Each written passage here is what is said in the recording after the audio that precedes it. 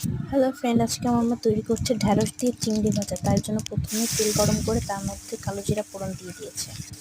তারপর পেঁয়াজ দিয়ে হালকা ভাজা ভাজা করে নিয়েছে। তার মধ্যে একটু লঙ্কা কুচি দিয়ে দিয়েছে। তারপর সেটাও ভালো করে ভাজা ভাজা করে নিয়েছে। তারপর সুন্দর করে ভাজা ভাজা করার পর তারপর এর মধ্যে একটু নুন, হলুদ সব কিছু দিয়ে দিচ্ছে। তারপর আরও সুন্দর করে নাড়িয়ে মিশিয়ে নেওয়ার পর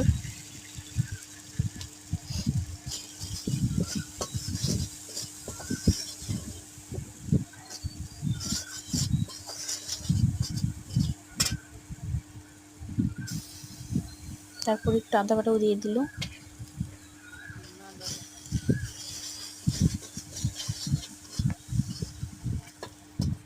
যদি তোমাদের কাছে রান্নাটা ভালো লাগে তাহলে লাইক, কমেন্ট, শেয়ার করে দিও প্লিজ, আর সাবস্ক্রাইব তো বটেই।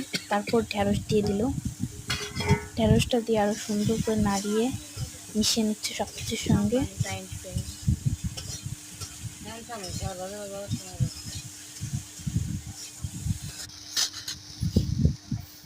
তারপর একটু ঢাকা চাপা দিয়ে সুন্দর করে ঢ্যাঁড়সটাকে সেদ্ধ করে নিচ্ছে।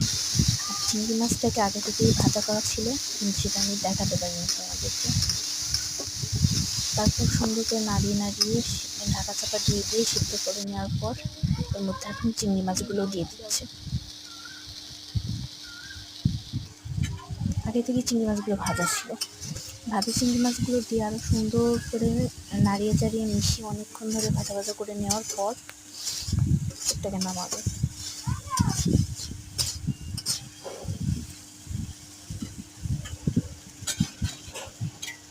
রান্নাটা কিন্তু খুব সুন্দর টেস্ট হয়েছিল, আর ঘ্রাণটাও খুব সুন্দর এসেছিল।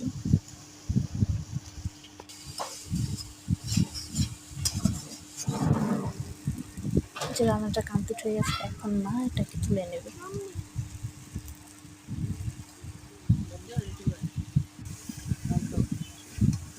তুলে নিচ্ছে সবটা। এই তৈরি হয়ে গেছে আমাদের